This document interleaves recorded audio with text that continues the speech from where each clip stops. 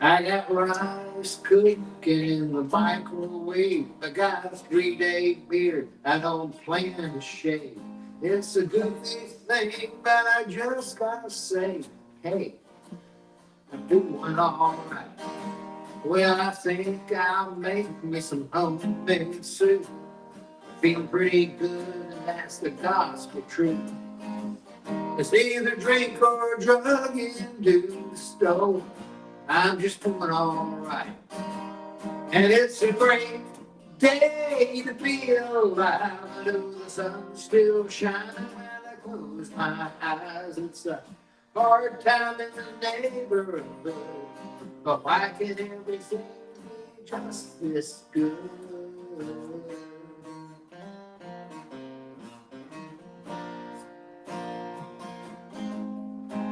It's been 15 years since I left home.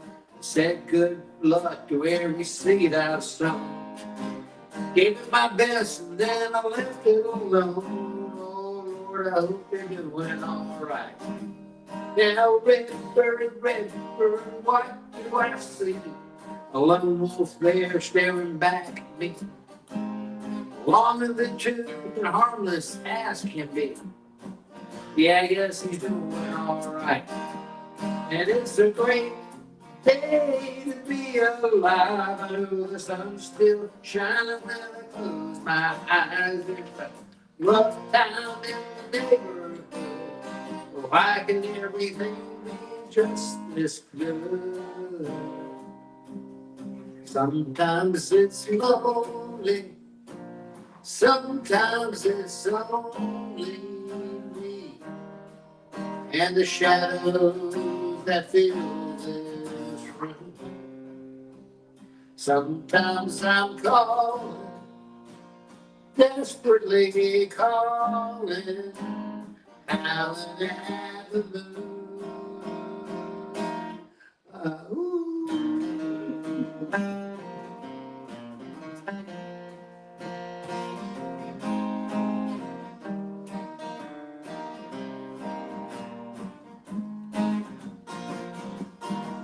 Well, it's a colorful life that we go through, either black or white, just shades of blue. Think I'll grow me a food and shoe. Well, it's a great day to be alive. I know the sun's still shining when I close my eyes. It's a hard time in the neighborhood, but why can every day be just this good? Yeah, it's a great day to be alive. I know the sun's still shining when I close my eyes. It's a hard time in the neighborhood, but why can every day be just as good?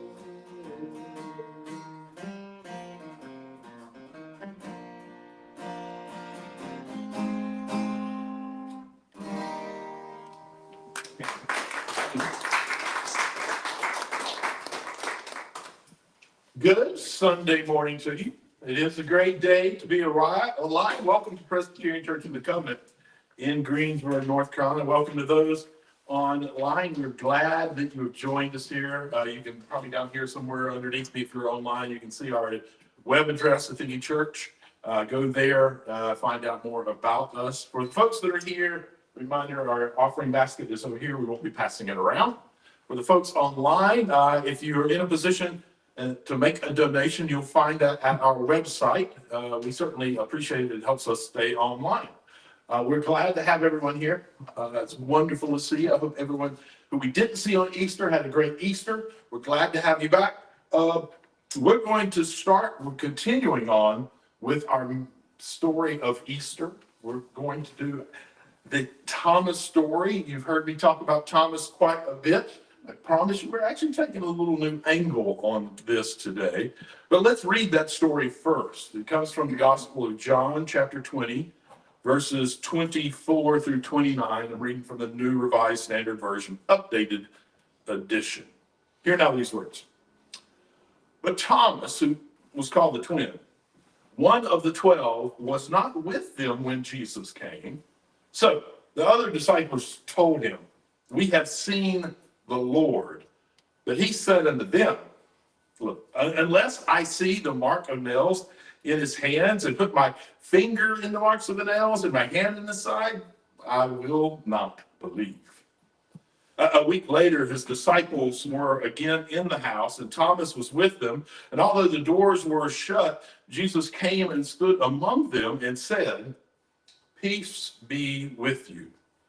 And then he said to Thomas, "Put your fingers here and see my, put your finger here and see my hands. Reach out your hand and put it in my side.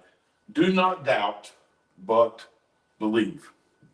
Thomas answered him, "My Lord and my God." Jesus said to him, "Have you believed because you have seen me? Blessed are those who have not seen and yet have come to believe." May we add blessing and understanding to the reading of those words. Part of our thing today will be talking about wounds that don't disappear, but rather they find an expression, and that what looks like resolution from outside often carries sort of unresolved pain underneath it. So with that in mind, I'm also going to read another excerpt from the book Narrative of the Life of Frederick Douglass, an American slave by Frederick Douglass. In it, he has this to say: "I have been utterly astonished since I came to the North, to find persons who could speak of singing among slaves as evidence of their contentment and happiness. It is impossible to conceive of a greater mistake. Slaves sing most when they are most unhappy. The songs of slaves represent the sorrows of his heart, and then he is relieved by them, the songs, only as an aching heart is relieved by tears. At least such is my experience. I have often sang to drown my sorrow, but seldom to express my happiness." Doug, can you do another song for us? Oh, gosh, already. Okay. Thanks, sir. Didn't mean to surprise you. Okay. That first song I did was by Daryl Scott. This is one of my favorite Guy Clark songs. And I apologize for my extra scratchiness this morning. Pollen has had its way with me. Uh,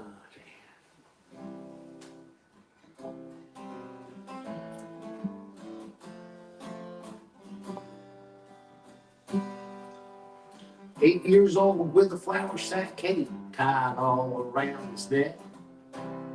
He climbed up on the garage and figured, what the heck? He screwed his courage up so tight the whole thing came and went.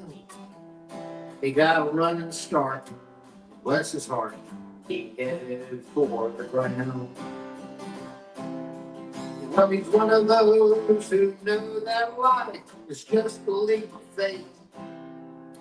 Spread your arms and hold your breath, and always trust your case.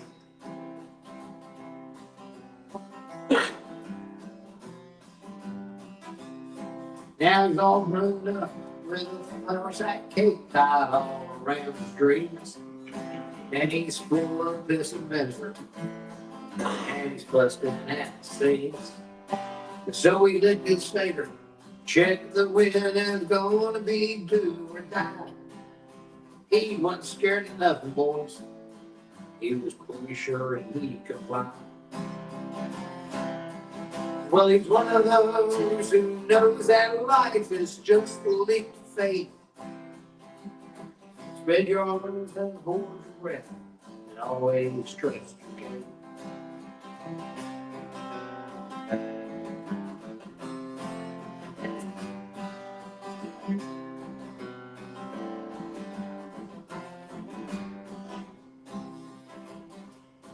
Now he's old and gray, with a flour sack cape tied all around his head.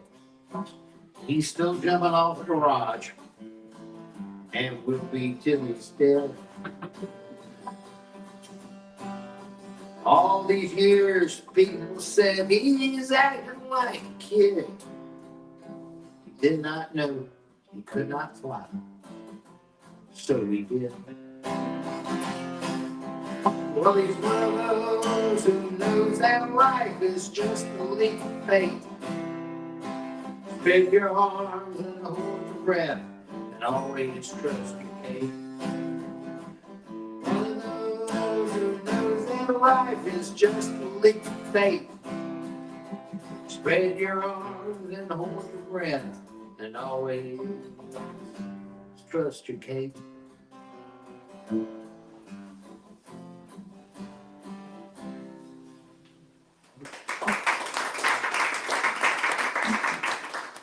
Thank you, Doug. It's always a joy to have you with us. Thank you for those songs.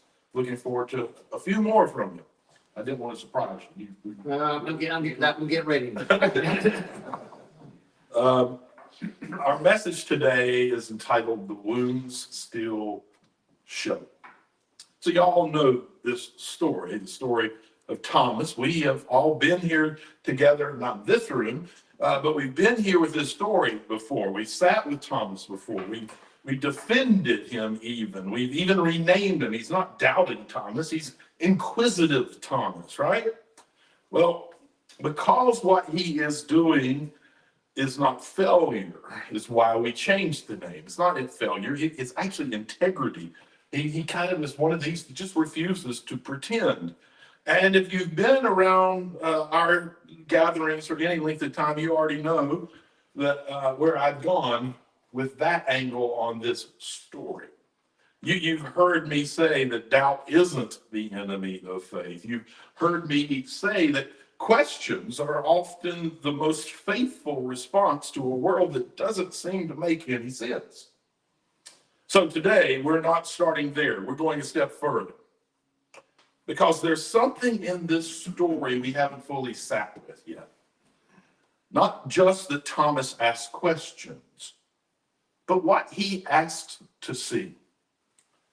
See, the story in the Gospel of John, chapter 20, is strange in a way that we often rush right past. See, the disciples are locked in a room. Fear is thick in the air. Everything they thought was going to happen didn't.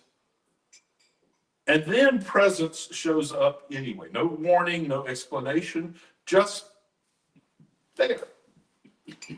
And what does Jesus do? Does he say, look, everything's fine now? Or does he say, none of that pain matters anymore? Does he show up polished and perfect like nothing ever happened? No, he doesn't do any of that. Those wounds, they are still there, visible, touchable, unhidden. And when Thomas hears about it, he doesn't say, I need to feel better. He doesn't say, I need some certainty. He says, I need to see those wounds. Not proof of power, not anything like that. He wants proof of honesty. If the wounds were gone, then whatever this is, it's not real. All right, this is where we're going to pause for a minute. And this time around, this is for all my introverts like me in the room. Not going to ask you to turn to somebody else, but this is not a question that just Thomas has, you see. This is a question for us. So here's what I want us to do together by ourselves, like good introverts like to do. So not out loud, no pressure, just you. So go ahead, introverts, you go ahead and take a breath and go, we're not going to be asked to do it this time. And then name silently one wound that you carry. It can be personal, it can be something in your family, it can be something that you've experienced in church. It can be something you've watched unfold in the world right now that you just can't quite seem to shake. Just name it and sit with this question. What would it mean if that wound doesn't disappear? What if it still shows? Take a little less than a minute, think about that wound, and ask yourself, what if it doesn't disappear? What if it still shows at least?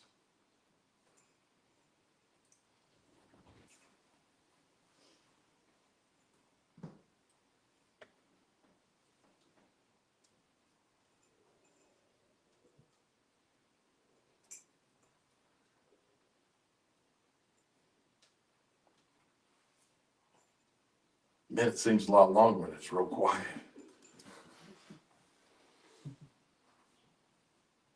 All right, I'm going to assume that was enough time for everyone to think of something and begin at least to ask those questions. Because you see, somewhere along the way, a lot of us were taught that resurrection means reversal. Death becomes alive, broken becomes fixed, pain becomes irrelevant, like some kind of, I don't know, cosmic reset button. But that's not what this story tells us. It's not what it gives us. The same body, the same story, the same wound, still there. Which, at least in part, has to mean that resurrection is not about pretending that it didn't happen. It's about what happens next with everything that did happen. And that matters. That matters because we're living in a moment that is very good at pretending that wounds don't exist. We're living in a moment where people in power call violence righteousness, where harm gets wrapped in religious language and handed back to us like it's something sacred, where entire groups of people are told your pain doesn't count, or even worse, your pain is necessary. We are living in a moment where the loudest voices are the ones most invested in keeping the wounds hidden or denying their wounds at all. But resurrection doesn't do that. Resurrection says, show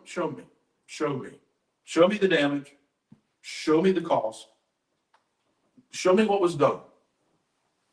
Not so that we can stay stuck there, though, but so we can just tell the truth about it. So Thomas gets a bad reputation in a lot of spaces, but here we have started knowing better than that. Thomas is the one who refuses to accept a cleaned up version of the story. Thomas is the one who says, if this is real, it'll hold up under honesty. And that hits sort of close to home for a lot of us, because many of us didn't leave certain kinds of faith because we stopped caring. We left those certain kinds of faith because we couldn't pretend anymore. We couldn't pretend that the wounds weren't there. We couldn't pretend that the harm hadn't happened. We couldn't pretend that everything was fine when it clearly wasn't. And somewhere along the way, someone told us that walking away from that kind of pretending meant that we were losing our faith. But what if it didn't? What if it's not what that meant? What if it meant we were becoming more honest, more like Thomas, more like someone who says, if this is going to mean anything, it has to be real. Because here's the thing. A resurrection that erases wounds, that's not good news. It's actually gaslighting. It's gaslighting. It tells people who have been hurt, that didn't really matter. It tells communities that have been oppressed, just go ahead and move on. It tells the world, don't worry about what got broken. It's gaslighting. And that kind of message, it doesn't heal anything. It just protects the systems that caused the harm in the first place. But a resurrection where the wounds still show, well, that's different. That says what happened matters. That says the story didn't get rewritten to make people comfortable. That says healing is not the same thing as erasing. So let's widen the lens for just a minute, because this is not just about one person and one story. This is about all of us.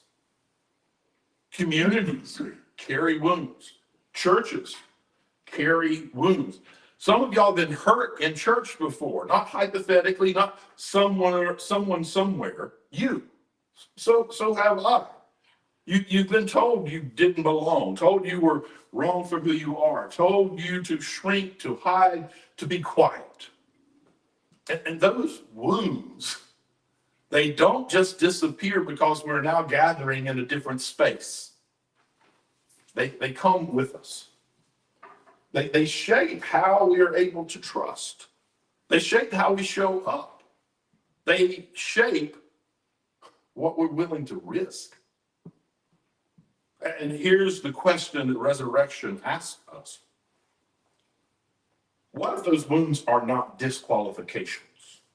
What if they are part of how we participate in bringing life into the world?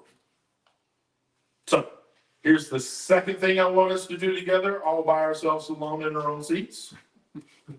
Again, no one's sharing out loud unless you want to do that later on the porch or something. This is just for each one of you individually. Think about that wound that you named earlier. Now, shift the question. Instead of asking, how do I get rid of this? Ask, how has this shaped the way I see others? How has it made you more compassionate, more aware of them, less willing to ignore injustices? Has it changed how you show up for people who are going through something similar to what you are thinking of? Just notice, because for a lot of us, those very things we had wished had never happened are actually the things that taught us how to love more honestly. I'm going to give you a minute to do that. The question is, how has this shaped the way I see others? Let's take a minute to consider that.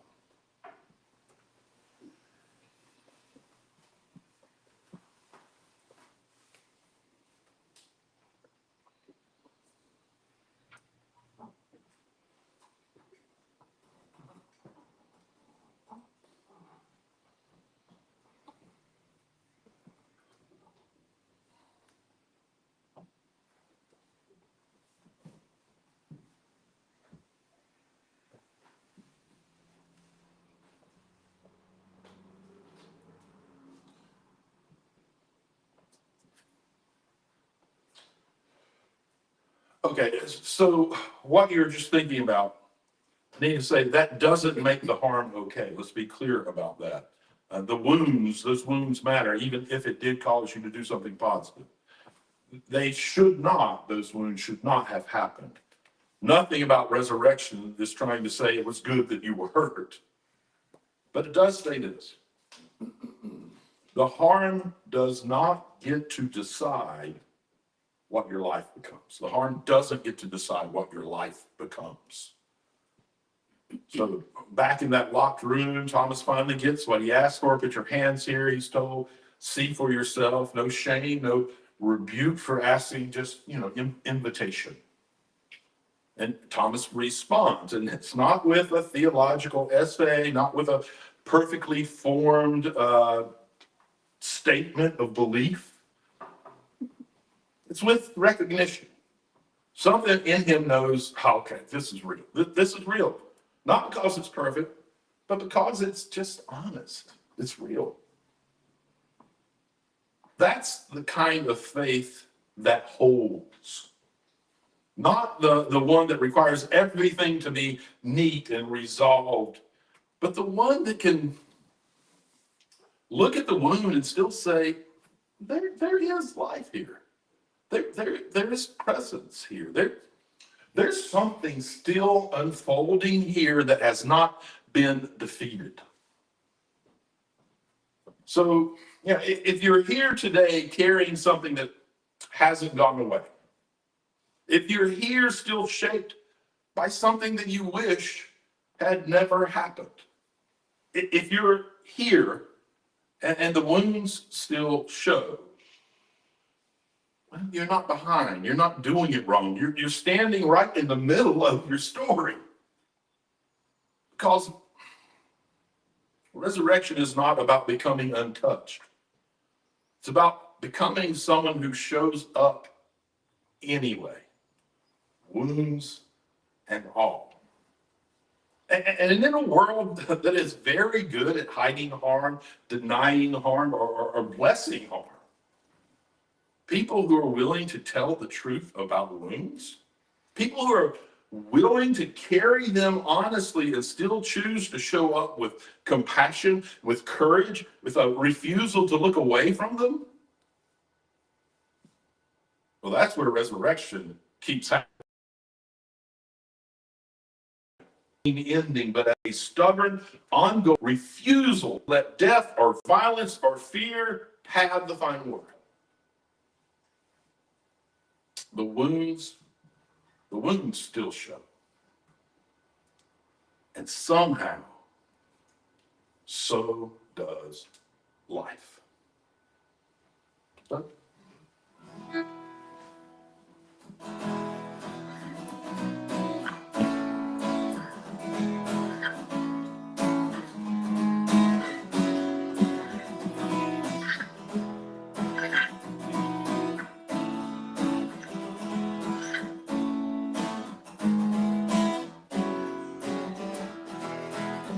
I've been sleeping for some hours, just woke up and you were there. Like the morning, like the flowers, sunlight whispering in my ears.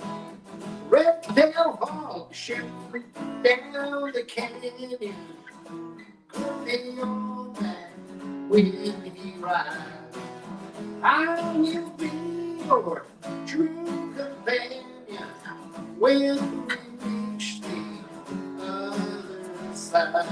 And I will try, and I will stumble, but I will try.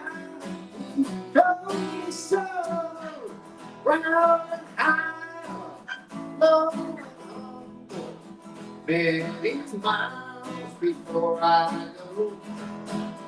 Many miles before I go.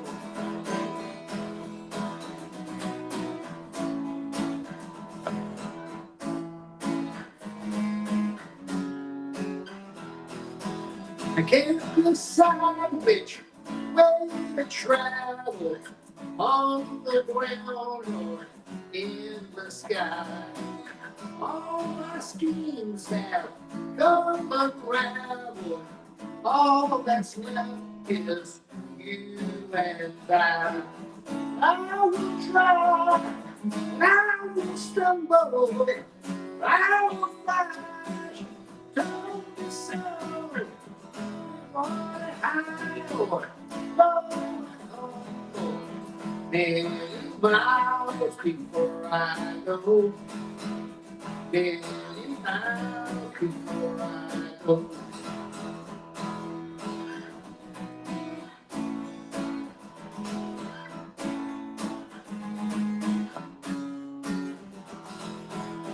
Ghosts on trees, there's ghosts on the wires, asking questions and showing signs. Shiver the truth, come unraveled, right on the other side. All right. I will try, I will stumble, I will fly, don't be so wild and high or low and humble. Many miles before I go. Many miles before I go. Round and high, low and humble. Many miles before I go. Many miles before I go.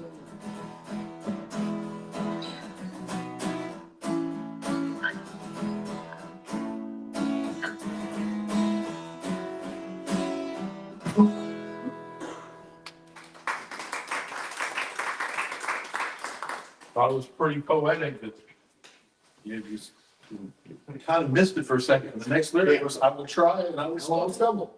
I'm pretty good. It works. It works. I like it. I like it. Let's take a moment and bow our heads together. May we be reminded that the wounds we carry are not signs of failure. May we be reminded that the scars we wish were gone are often the places where truth first broke through. May we resist the temptation to pretend we are whole in ways that we are not. May we refuse the lie that healing means forgetting. Instead, may we become people who tell the truth about what has been done, what has been lost, what still aches. And in that truth, may we find one another. Where there is pain we cannot name out loud, may we be met with gentleness. Where there is harm that still shapes us, may we be moved toward compassion. Not only for ourselves, but for every person carrying something unseen. May we be a community that does not rush past wounds, does not explain them away, does not call them necessary. May we be a community that sits with them, honors them, and still chooses to show up. And in the places where the world tells us to hide what hurts, may we be courageous enough to live honestly, not because the wounds are good, not because the pain was right, but because love refuses to let harm have the final word. May we carry what we carry with honesty. May we hold one another with care. And may we keep showing up again and again until even our wounds become places where life insists on breaking through. Amen. Sing this blessing. May you walk in harmony with each other and with creation, recognizing that we are one. And may you know love and happiness throughout your life, and may your words and your actions share that love and happiness with all of those you meet. Y'all get your handouts up.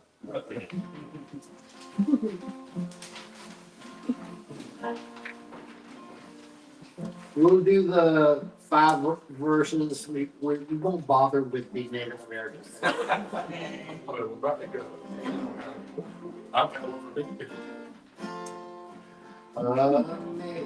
Amazing grace, how sweet the sound that saved a wretch like me.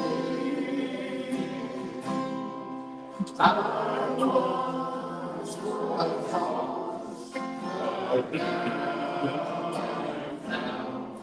Was blind, but now I see. 'Twas grace that taught my heart to fear, and grace my fears relieved. How precious did that grace appear the hour I first believed. The many dangers, storms, and snares I have already won. His grace has brought me safe thus far, and grace will lead me home. The Lord has promised good to me.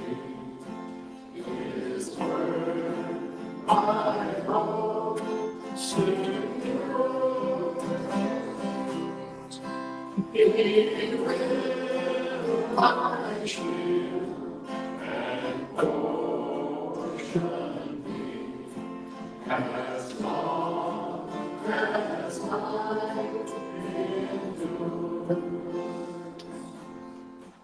When we've been there 10,000 years, bright shining as the sun, we know that